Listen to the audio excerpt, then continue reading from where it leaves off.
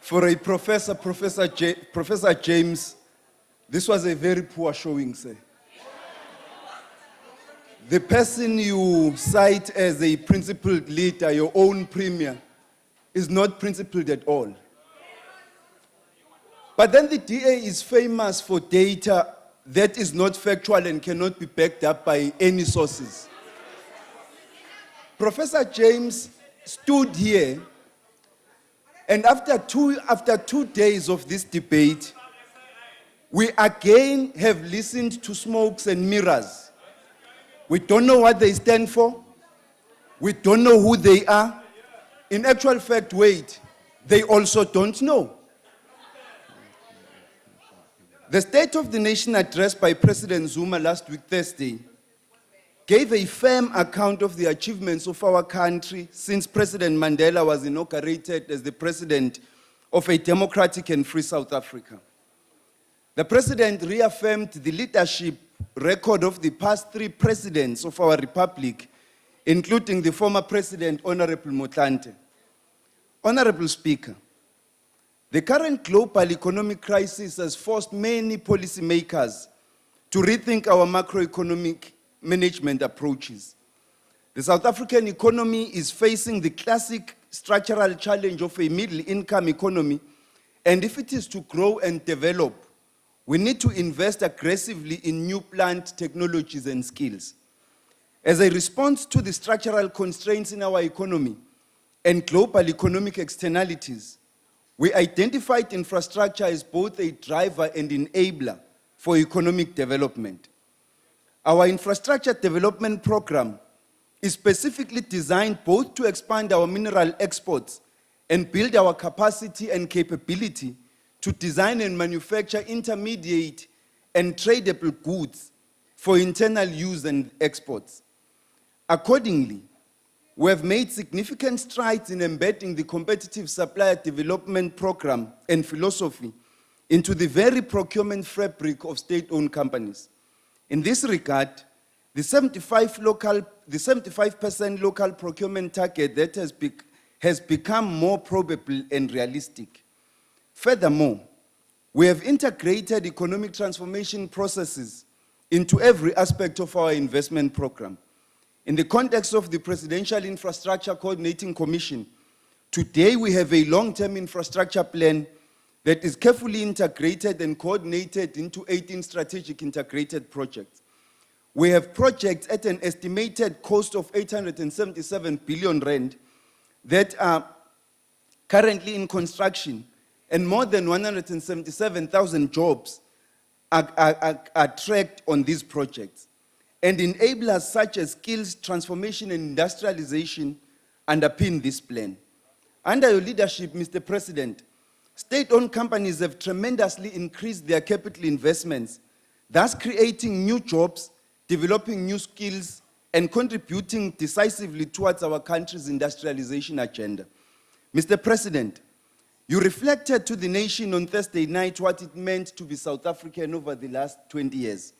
Your administration, sir, has spent more than R1 trillion over the past 5 years on infrastructure, and you reflected on progress in this regard in great detail.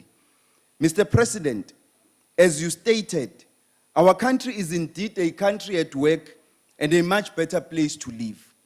Each day we witness the improvement in the quality of lives of the citizens of our country when we connect households with electricity grids, when we install solar water heaters, when we build new houses, by improving integrated bus routes in our cities, when we improve roads and rail transport, when we open new factories to support jobs and develop new artisanal skills at our training centers to support the build of our state-owned companies. And yet, whilst we are focusing on the infrastructure build and industrialization program, we appreciate the impatience and frustration felt by those who still do not have access to decent basic services. Mr. President, you have committed us relentlessly to addressing all backlogs to ensure that every person in our country has access to water, electricity, and sanitation, and that by 2020, every household will have access to broadband network. The President addressed last Thursday in brutal detail, and much to the chagrin of our opposition, the exceptional strides made by our country led by the African National Congress during the past 20 years as we strove decisively to end the tragedy of apartheid colonialism through programs of fundamental social and economic transformation. They wished, sir, that you either did not acknowledge these achievements or that you had no facts to back your account with.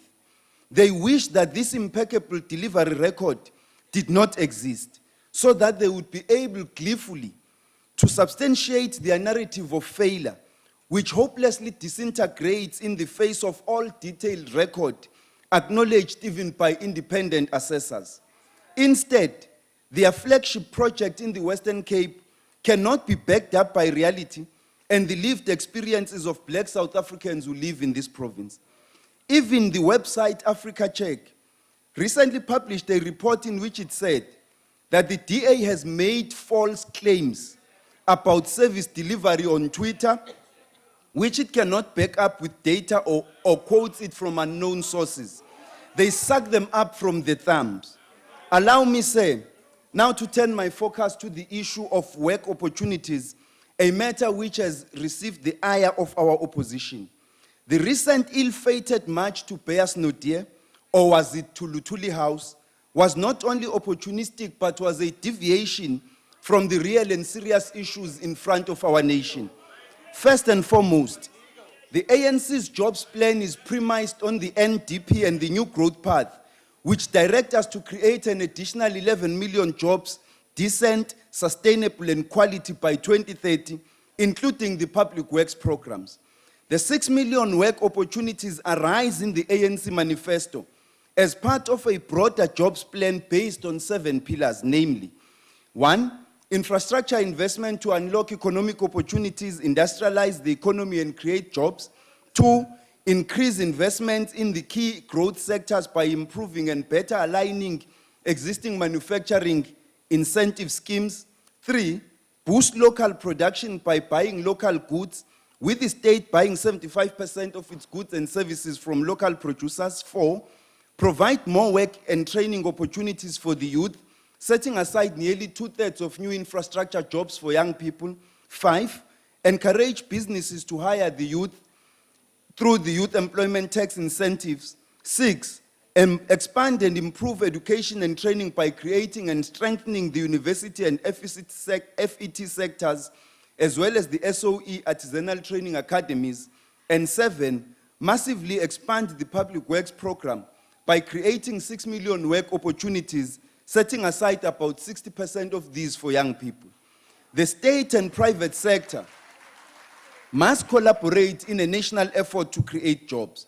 We believe in an active role for the state in the economy.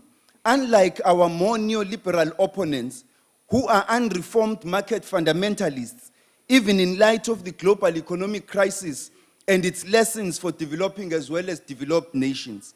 It is simplistic, opportunistic, and misleading to claim there can be a single set of programs that can create decent jobs at once, especially when you either have no plan or have one hatched out quickly, out of expediency, in order to try and deceive a nation that keeps on asking a nagging question: what is your plan?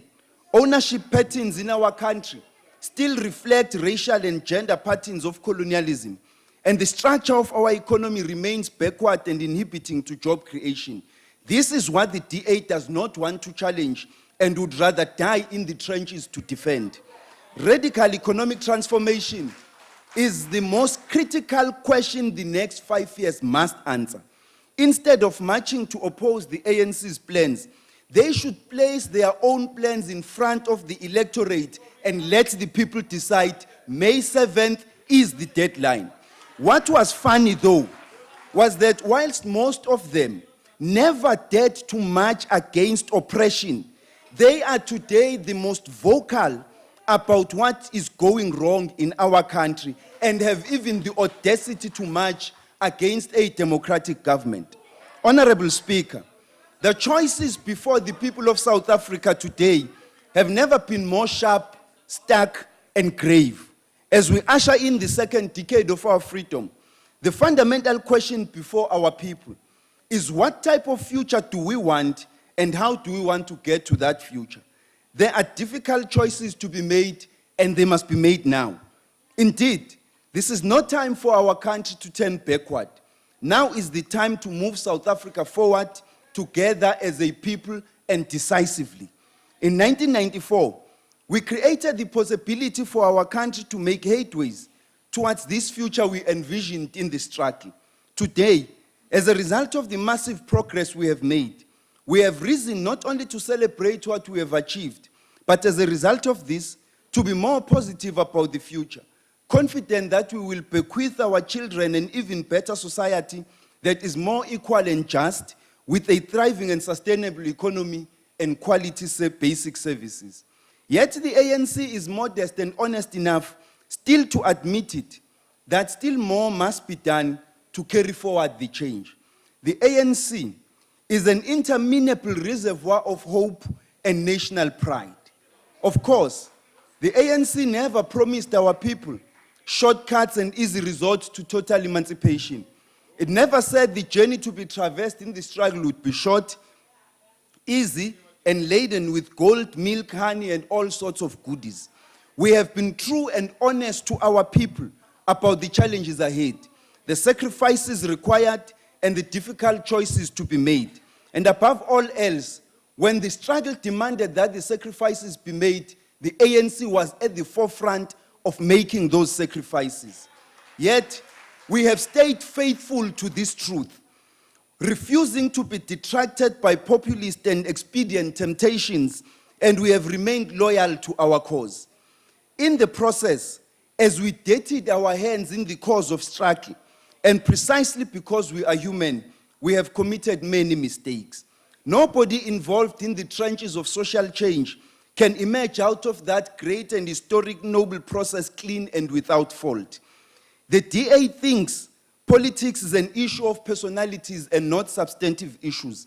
That is why they devote 2 days of debate in the chambers, attacking the single person of the president and avoiding to tell us what are your own plans. This is about our people's lives. We know all that the DA is opposed to. We know all they regard as wrong with South Africa, but we do not know how they would fix it and how they would make it right. We know all that they are against, everything they whine and whinge about, but we have no clue what they are for. Honorable Harris, let me join you in quoting Sir Winston Churchill when he said, let me quote, "You will never reach your destination if you stop and throw stones at every dog that barks." Or, if I may add my own addition, you will never reach your destination if you stop and bark back at every dog that barks at your unstoppable progress. Sir Winston Churchill further said, "Any idiot can see something wrong, but can you see what is right?" Close quote. Now, Honorable Harris, you say we are underperforming our peers, but you neglect to mention that many of our peers whose growth outperform ours are coming off a low base. For example, South Sudan and Afghanistan are growing higher than our own economy. Zimbabwe grew by 10.6% in 2011 and 4.4% in 2012. Does this mean that the Zimbabwean economy is outperforming the South African economy? You also did not mention that the Brazilian economy grew below ours at 0.9% last year after the end of the commodity super cycle. Turkey, which you cited as outperforming our economy, grew by 2.2% in 2013, down from 8.5% in 2011. Ultimately, these fluctuations depend on the economy's reliance on primary products and external shocks, whereas it is only industrialized economies that are more consistent, and this is precisely where we want to go as the economy. Honorable Speaker, what we have heard during this debate is the very sharp and blatant contrast between the message of abiding hope as articulated by the President and the message of doom and gloom articulated by the vestiges of the past to my left. The DA is incapable of shaking off the past and firmly believes, 20 years post-apartheid, that the best way into the future is to turn backward. This is why they reject black economic empowerment and rather came up with a policy charade that will leave the current racial and gender economic ownership patterns unchanged. That is why they reject employment equity and rather have ensured that in their model province, most top management positions in government remain in the control of those constituting only 17.5% of the population of this province. That is why they reject the current labor relations framework and rather prefer one in which workers have no rights to organize themselves into unions or fight for a living wage, and yet claim to seek decent jobs. Just as the farm workers of Dunon, if the DA really supports real and decent jobs. That is why they reject the national health insurance and rather prefer the status quo in terms of which only about 25% South Africans have access to medical aids and hence access to quality health care. That is why they reject the notion of a developmental state that plays an active role in the economy. That is why they reject the radical land reform policies of this ANC-led government, which will end the landlessness and destitution of the black majority. The DA yesterday made extravagant claims about their role in job creation in the Western Cape. First, we are very pleased as government that we had excellent job growth in 2013 for the year as a whole in all 9 provinces. Every job, whether in Limpopo or Northwest or even the Western Cape, must be celebrated. So as the President said, the economy created 653,000 jobs, and we celebrate this. In the last 3 months of last year, we saw an increase of jobs in the Western Cape after a period when it battled with job creation. However, the funny thing is that when jobs are lost in the Western Cape, the ANC is to blame, but when the jobs are created, then the DA, like in the Chicken Little story, is first to claim credit. What do the facts show? Jobs grew in manufacturing in the Western Cape. I can point to the opening by Minister Patel of the Hisense factory and by Minister Davis of the Telumet factory as examples of national interventions to support job creation in Atlantis, the Western Cape last year. I can point to the billions of rands of support offered to the various sectors by national departments. I just am struggling to see what support the DA is giving to all of this. Jobs grew in the retail and financial sectors in the Western Cape, and this had nothing to do with the DA. Now, even the DA spin doctors will find it hard to point to what the provincial government does or has done that can account for this expansion in retail and finance. Jobs grew in the employment of domestic workers in the Western Cape. Okay, perhaps the madams were taking on more workers, but hardly as a result of DA policies. And incidentally, these jobs are regarded by the DA as real jobs, while those who work on expanded public works programs are seen somehow not to have real jobs. Thanks to those who've always had jobs, that the impact of an expanded public works program, you will never understand it because you've never known how it is to be unemployed, to live at street corners and playing dice if you are youth, to be tempted by crime because you've always had the jobs, you've always had the economies, your parents left you the inheritance.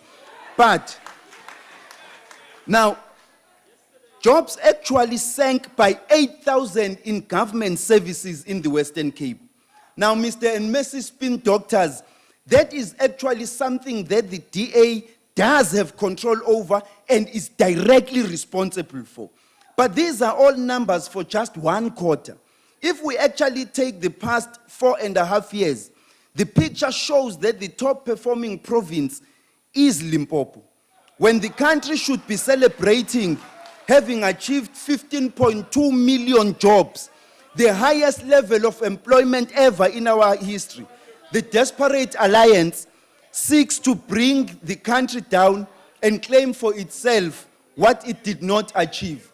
The good professor stands here on this rostrum and says we have not created jobs in the last 20 years.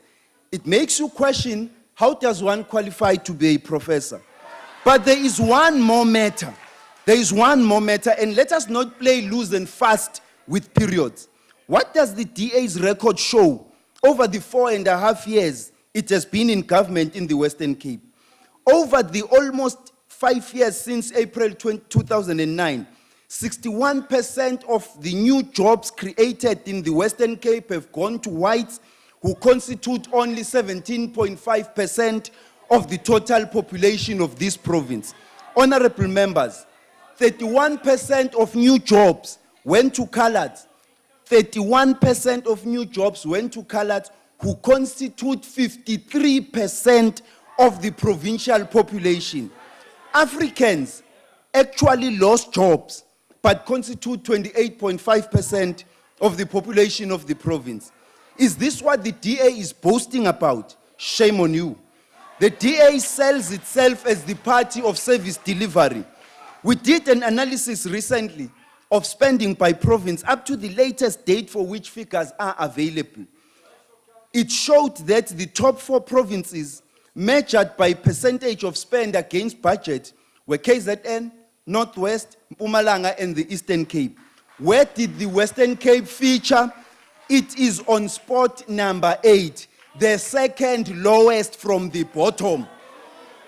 It only spends 65% of its half-yearly budget, or to put it another way, it underspent by 35%. Only a province that was placed under national administration did worse. You are lectured about delivery by the DA. Clean up your act in the Western Cape, or better still, step down and let the ANC run the province. There are choices before the people of South Africa. Choices which we must make. Whether we want the national health insurance or we want the present situation which results in the majority of South Africans having no access to health. It is whether we want a movement forward in terms of our economy, or we want the same economy which undermines the rights of the workers, makes them vulnerable when the wages of the workers, when on the wages of the workers depends whole families. When we say that the DA will take us backward, we are not concocting this out of the figment of our imagination. We are talking about the policies which they represent. We are talking about a contrast between the future we represent and the past they represent, which they want to take us back to. The ANC will be government in South Africa, not a government of a small minority of people, but a government of all the people of South Africa.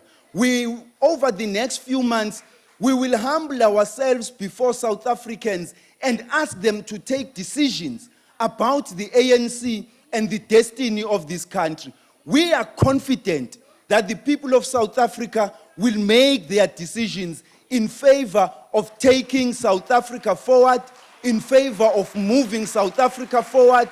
We can no longer turn back. Onward, ever, forever, we are moving.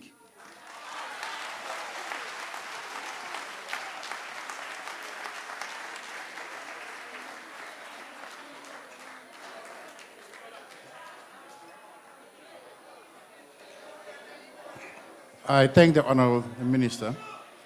Order, honourable members, order. Honourable members, that concludes the speakers list. The President will reply to the debate tomorrow. The House is adjourned. Very good to you all.